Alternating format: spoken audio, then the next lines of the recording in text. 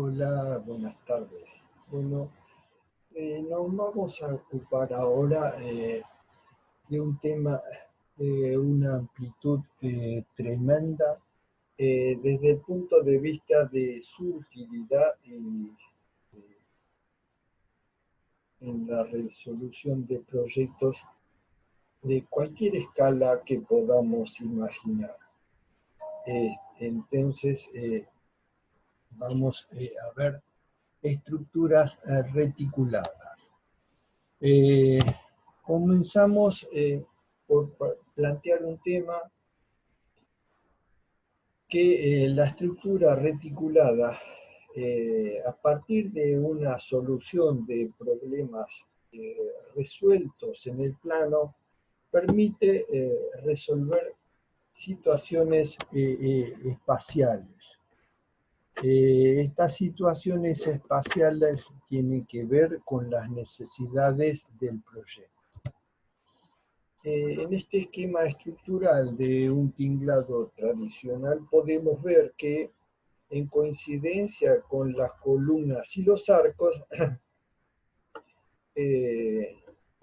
siempre ocurre que es una situación de cálculo factible de resolver en el plano, pero vemos que la reiteración de esa propuesta nos soluciona un problema arquitectónico espacial.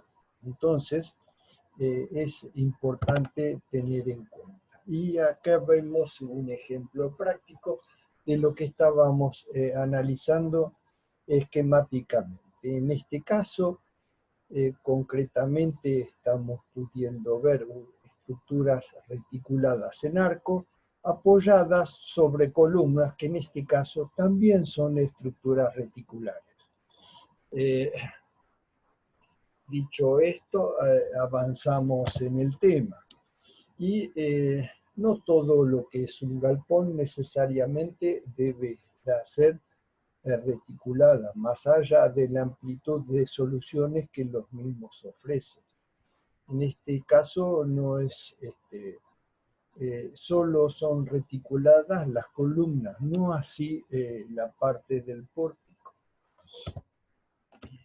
Recibe en la bibliografía diferentes nombres, a saber, cabreadas, cerchas, armaduras, reticulados, celosías. Bueno, son una gama de palabras con que, según un poco el origen de la bibliografía que trata el tema, podemos encontrar su nombre, pero lo importante es reconocer en definitiva y en esencia que se trata de una estructura reticulada. Vamos a hacer, del punto de vista del mecanismo resistente, una comparación entre una estructura maciza y una estructura reticular. Y allí vemos que en el caso de las macizas, el mecanismo resistente de los diagramas de las fuerzas de compresión y tracción que se producen en los diferentes sectores son absorbidos por diagramas tensionales que se distribuyen a lo largo de toda la masa resistente. Entonces, esa distribución tensional en una estructura maciza es homogénea y uniforme, correcto, y dependerá un poco del estado de cargas y del estado de vinculación. Pero cuando hacemos un corte en una sección, se producen mecanismos tensionales como los que vemos en la figura. En cambio, cuando nos pasamos a una estructura reticulada, vemos que el mismo mecanismo de momento flector, por ejemplo, que en el caso anterior era resistido por diagramas de tensiones sigmas, esta cosa es de continua a discontinua. Entonces, el M en este caso va a ser absorbido por una fuerza para este estado de carga de compresión en el dintel, en la barra superior, y de tracción en la barra inferior. Y en el caso del esfuerzo de corte, que era absorbido por tensiones tangenciales en la maciza, en este caso va a ser absorbido por las barras diagonales o verticales que pueda tener la estructura según la posición que la misma tenga. Entonces, vemos que los mecanismos resistentes que se generan son diferentes y tenemos que tener claro esta diferenciación de funcionamiento. Se presentan distintos tipos de reticulados con diversas franjas de aplicación. En este caso vemos algunos nombres de reticulados como común a dos aguas, inglesa con un punto central un poco levantado a los efectos de generar una altura de trabajo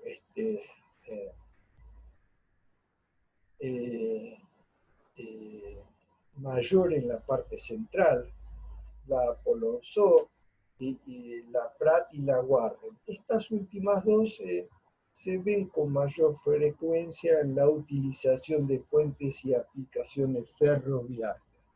Pero bueno, son todos formatos posibles de encontrar lo que hace a diseño y lo que hace también a existentes en el mercado. Las estructuras planas de las que hablamos son el reticulado. Y el problema espacial es generar una respuesta de conjunto a lo que sería las demandas de carga, ¿correcto? Que no trabaje solamente el plano, sino buscar la forma de integración. Y esto se logra a través, en algunos casos, según las necesidades, de barras o tensores en diagonal que tienden a rigidizar la estructura liviana a los efectos de limitar las deformaciones de la misma. Y también hay vigas de vinculación que corren perpendiculares a los reticulados principales, que son de rigidización y vinculación, ¿correcto? En algunos casos, estas vigas también pueden ser utilizadas como correas, ¿correcto? Las correas son el elemento, ya lo vamos a ver en gráficos más adelante, pero son el elemento al que se fija el cerramiento del tinglado, sea en general, en este caso de estructuras, la chapa. Los fondos y los frentes varían en sus diseños como cerrado, abierto, totalmente abierto, parcialmente abierto, según las necesidades operativas y el destino que tenga nuestro galpón, por así decirlo en forma genérica. Y acá se ve un esquema de lo que pasa cuando tiende a deformarse y el objetivo de construir tensores en cruz para diferentes esfuerzos, restringir la deformación de las distintas partes. Acá se ve con un mayor detalle la parte de la cabreada y por otro lado las partes de los cerramientos de frente o de fondo, cómo se pueden rigidizar con diagonales a los efectos de limitar sus deformaciones. Dado que se pueden construir estas cabreadas de distintos materiales, fundamentalmente metálicas o de madera, vemos diferentes posibilidades de resolver y materializar los nudos, ¿correcto? Entonces, según la escala del trabajo, será también las necesidades técnicas que tenga cada una de las cosas, ¿correcto? Entonces, sí vemos cómo están en este caso distribuidas las correas, los nudos y cómo están resueltos. Estos nudos de madera, cuando la estructura crece, a veces es necesario colocar chapas nodales para evitar con el accionar del viento y de las cargas que la sujeción de clavo o bulón se vaya aflojando, de manera que para evitar esta situación se pueden poner chapas de nodo que con un abulonado se logra una mejor y más permanente fijación en los nudos. En el caso de los nudos metálicos, ya en la actualidad prácticamente la mayoría se procede a realizar mediante soldaduras, ¿correcto? Y también, según el tipo de estructura metálica, vamos a ver que se construyen nodos especiales, pensando sobre todo en el caso de las estructuras de tipo espacial. Ya nos vamos a ocupar. Pero en todos los casos debemos dejar en claro que la unidad de diseño es el triángulo y esta figura ha sido elegida por su indeformabilidad, ¿correcto? Entonces, a partir de ser una figura geométrica muy difícil de, digamos, de deformar, que es la unidad que especialmente funciona en este tipo de estructuras. Ella y solo ella es la que da resultados más favorables. Si hablamos de una estructura en el espacio, dejará de ser un triángulo para transformarse esa unidad en un tetraedro, ¿correcto? Y en forma genérica, las estructuras así formadas se denominan estereoestructuras por su condición. Y nosotros cuando pensamos en estereoestructuras, la principal aplicación son grandes luces, pero toda vez que se requiera una luz, no solo es aplicable para grandes luces de trabajo deportivas como se suele aplicar en general, sino para el caso de viviendas, para una solución original de la cubierta. El montaje de las estructuras en general se realiza, el armado se realiza sobre superficies planas en el terreno y después que están en el terreno o una unidad productiva que se fabrican las series de reticulados. Luego tiene una etapa de transporte y una etapa de montaje. El montaje puede llegar a tener cargas propias y es muy importante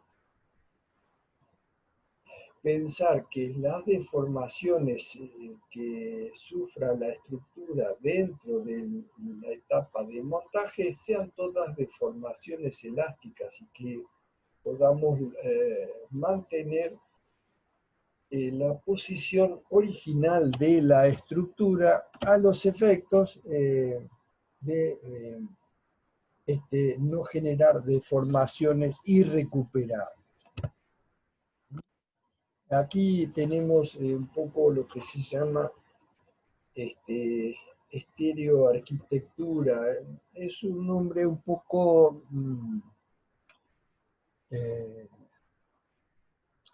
fantasioso, diría yo, pero muchos lo usan para denominar, cuando no es estrictamente necesario,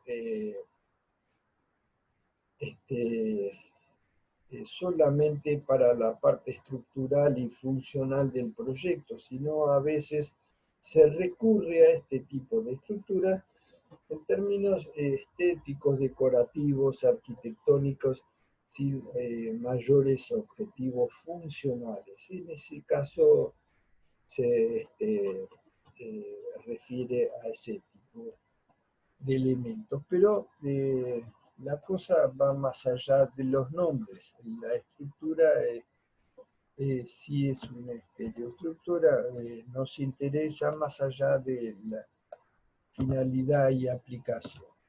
También se suelen presentar de manera mixta, o sea, cuando aparecen combinadas, como se ve en la figura, estructuras que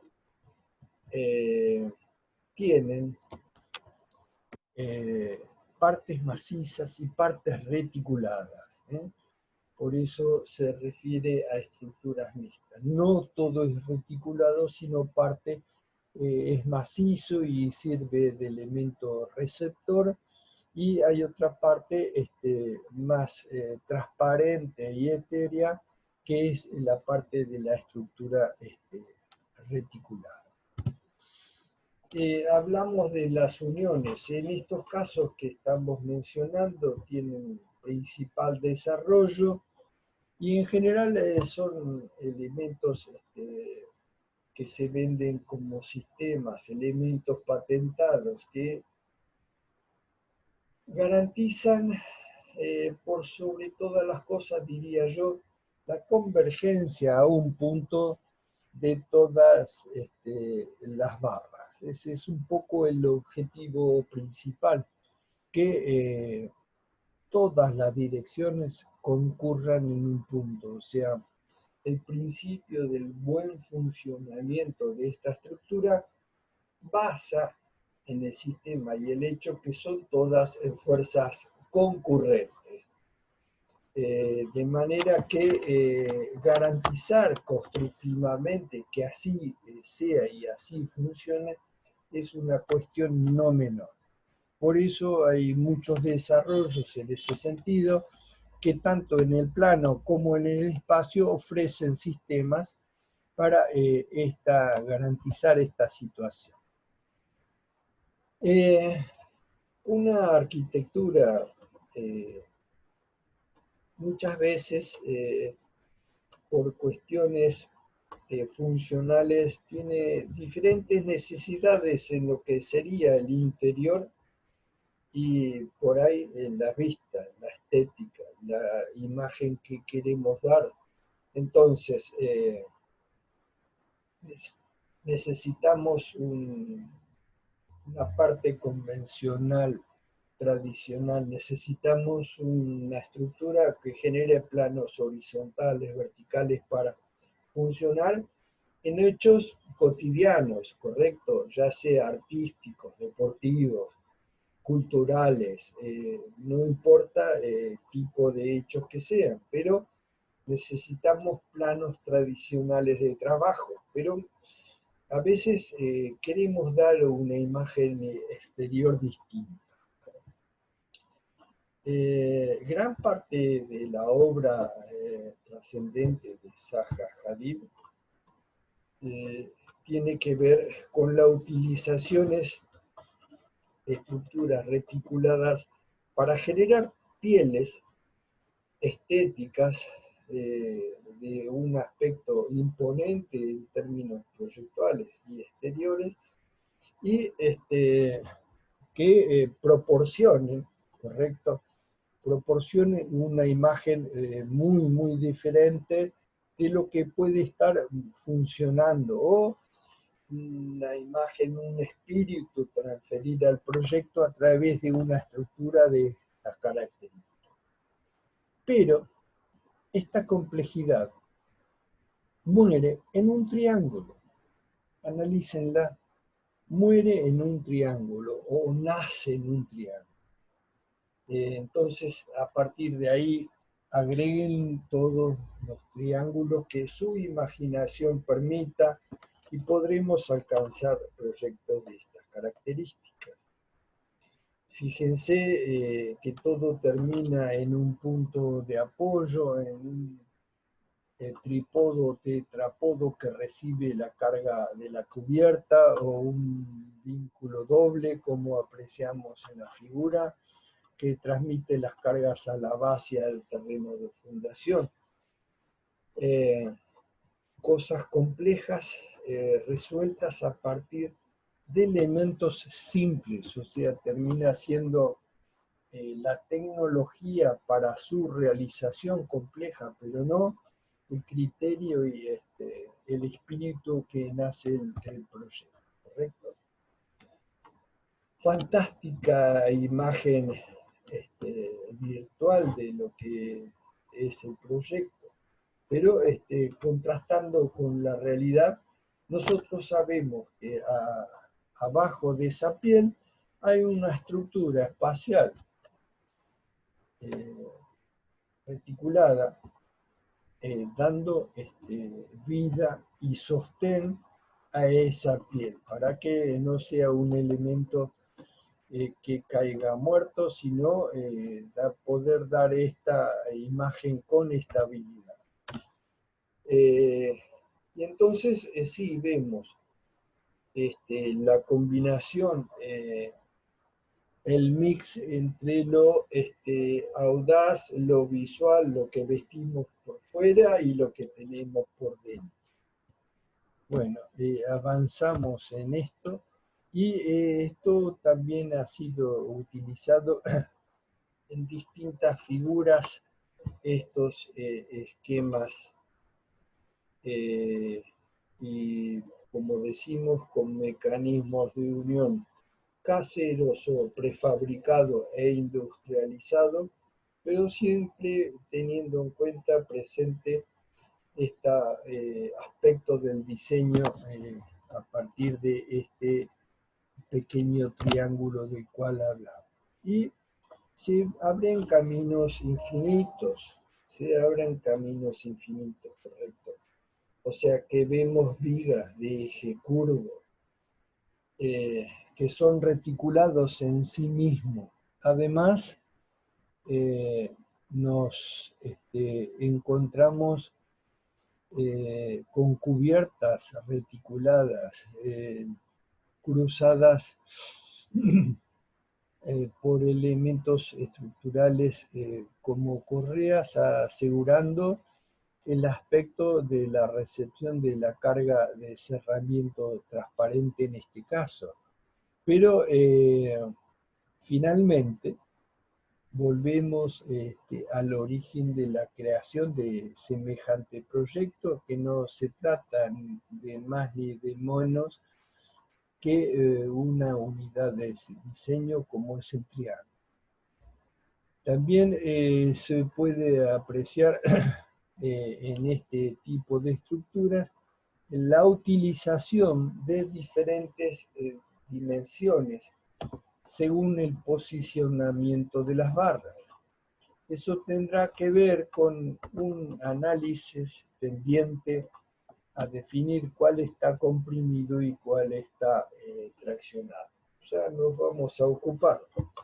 Pero en ningún caso debemos cometer el pecado que nos haga apartar de ese triángulo, porque ese triángulo lo que va a lograr es justamente ser un elemento rígido, transformar la estructura en una estructura rígida. Entonces, si alguno comete la genialidad de, por ejemplo, decir, no, necesito eliminar esos triángulos para pasar mejor las instalaciones o cosas por el estilo, vamos a incurrir en una situación donde le vamos a quitar rigidez a la estructura, aumentando su deformabilidad.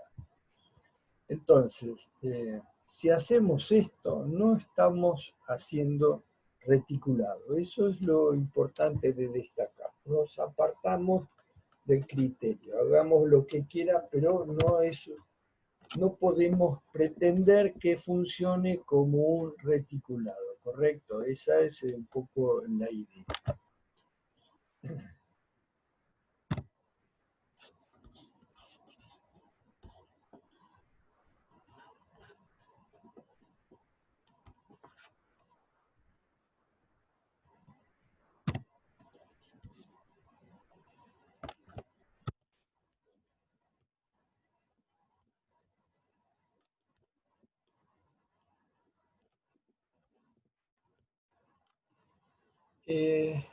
Acá tenemos otra imagen que quería mostrar, porque particularmente se ve la diferencia de tensiones, no tiene un funcionamiento tensional homogéneo. En un reticulado las barras están comprimidas o traccionadas. Los distintos colores que aparecen en estas barras nos dan muestra cada color de un tipo de esfuerzo diferente, o sea, que no es blanco o negro, rojo o azul, según esté comprimido o traccionado de acuerdo al sistema de cálculo que estemos usando, sino que en realidad lo que ocurre es esto. Aparecen barras inclusive flexadas, trabajando a esfuerzos no deseados en un triarticular. De manera que no es útil este tipo de engendros. Y si vemos que si mantenemos el esquema, la franja de aplicaciones es muy grande.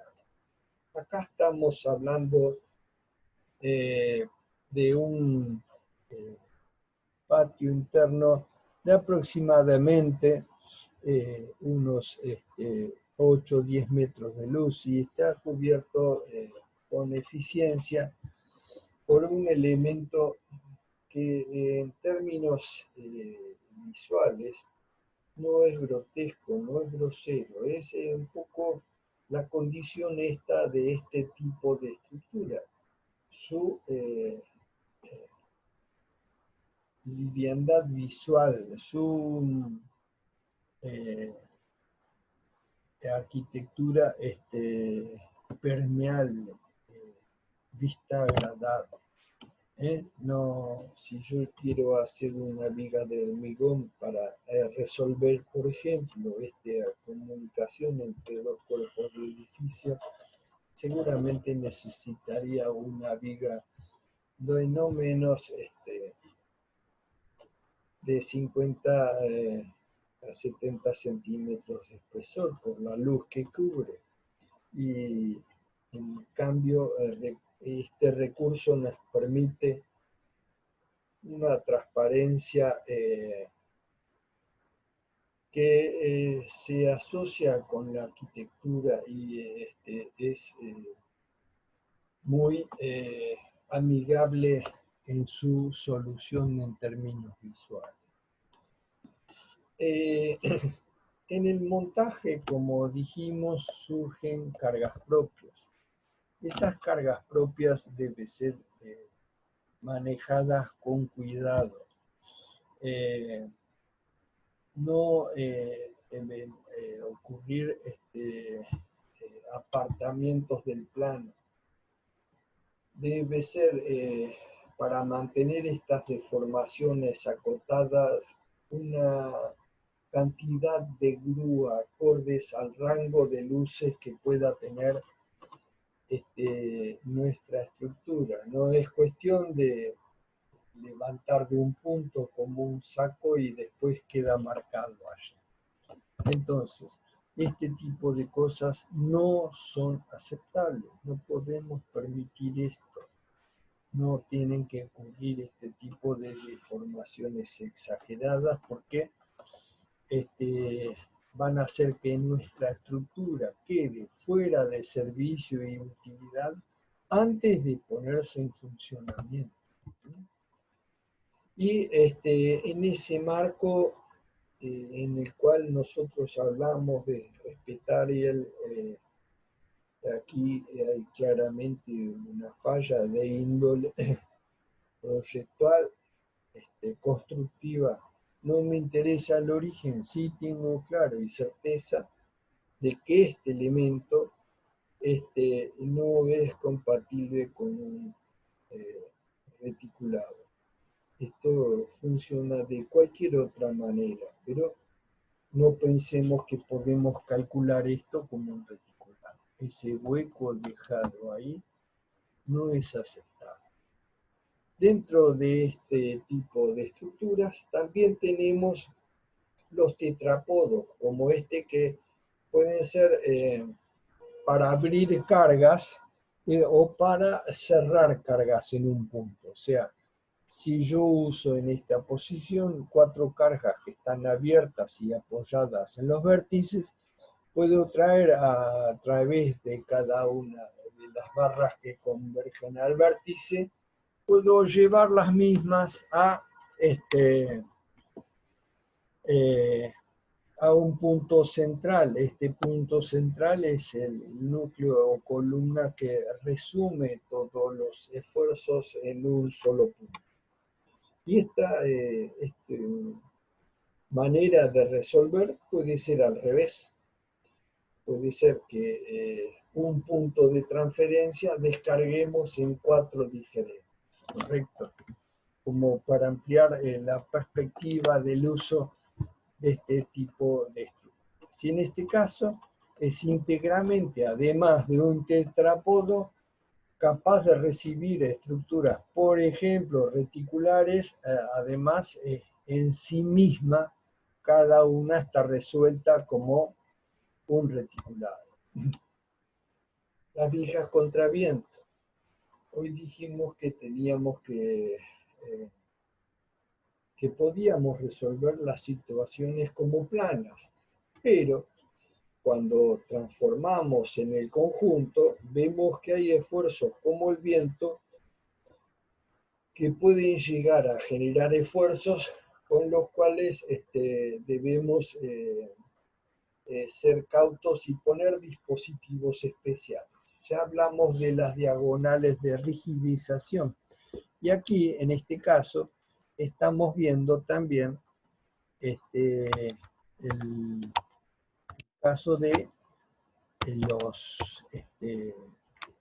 las vigas contra viento, que son costillas rigidizadoras dispuestas en los lugares donde el ejercicio de la presión del viento sobre el cerramiento puede traer dificultades de funcionamiento. Entonces, se disponen en aquellos lugares que es necesario para absorber este tipo de esfuerzo, ¿correcto?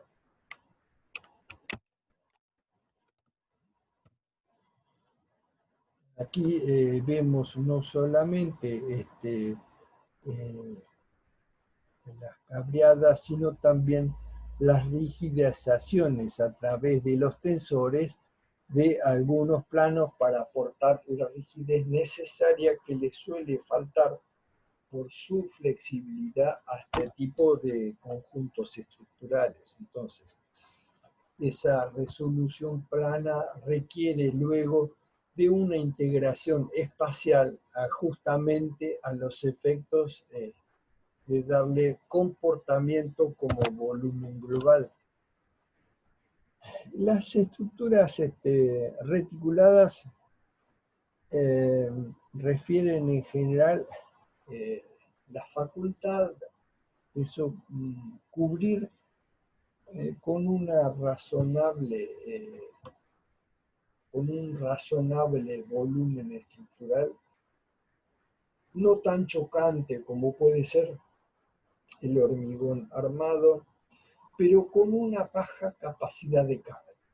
O sea, entonces, cuando necesitamos luces, si necesitamos también cargas importantes, está descartada, son combinaciones no factibles. no podemos juntar estas dos necesidades y resolverlas con estructuras reticuladas. En general, el reticulado tiene la particularidad de absorber no muy grandes cargas. Tanto es así que el viento, la nieve, o sea, esas acciones climáticas son esfuerzos determinantes y contra los cuales hay que tener un gran cuidado. En algunos casos, en edificios, como muestra la figura, son utilizadas como estructuras de transición. Véase que aquí se usa un reticulado para transferir hacia los bordes dos columnas intermedias. Esas dos columnas intermedias del proyecto, a través de este reticulado usado como un elemento de transición,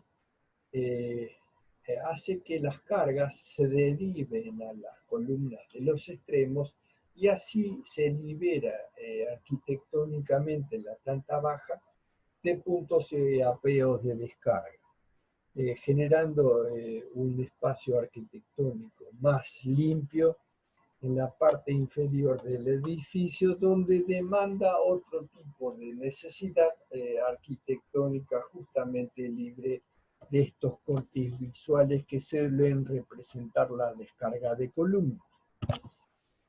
Y en este marco es importante diferenciar